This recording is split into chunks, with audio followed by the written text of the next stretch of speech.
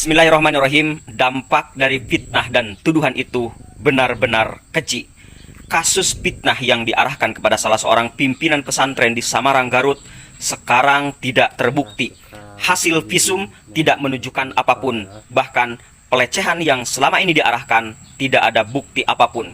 Oleh karena itu, hei kepada seluruh konten kreator yang menyebarkan fitnah, bahkan sampai melakukan pelaporan kepada pihak yang berwajib, bertobatlah kalian dengan seluruh fitnah-fitnah yang kalian arahkan.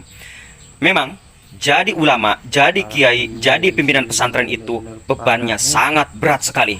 Makanya benar apa yang dikatakan oleh Rasulullah SAW ketika ditanya, "Ya Rasul, siapakah orang yang paling besar cobaan hidupnya?"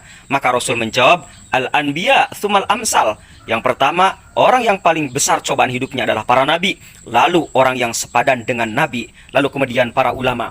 Makanya benar Rasul mengatakan bahwa al-ulama'u warathatul anbiya, ulama adalah pewaris para nabi.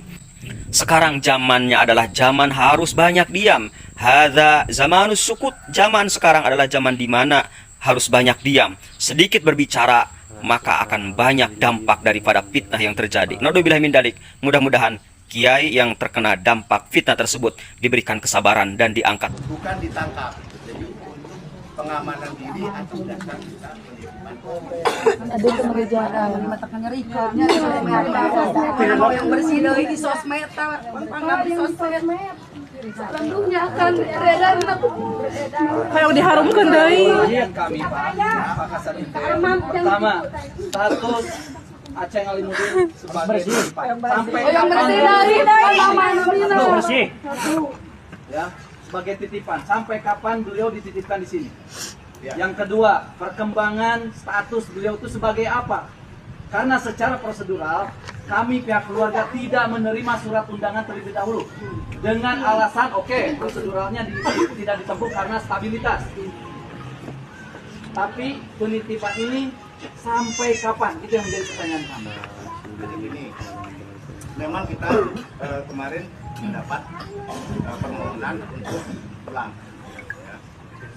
Itu fisiknya, jujur ya, fisiknya memang belum terima sama kami, hanya lewat PDF. Nah, kita sudah konsultasikan dengan Pak Kapolres dan Pak Kapolres menyampaikan untuk coba dimediasikan kembali di pihak korban dan pihak lapor dan lapor yang akhirnya saya sampaikan ke beliau, saya sampaikan supaya akan tak banyak upaya-upaya kan, saya sudah sampaikan ke beliau, kita masih menunggu juga. Nah, untuk beliau kita mau melakukan pemeriksaan sebagai saksi tapi menunggu PH karena tanpa didampingi PH. Bismillahirrahmanirrahim. Ada kasus pelecehan seksual yang dialami di salah satu pesantren di Garut merupakan suatu fitnah keji terhadap sebuah pesantren.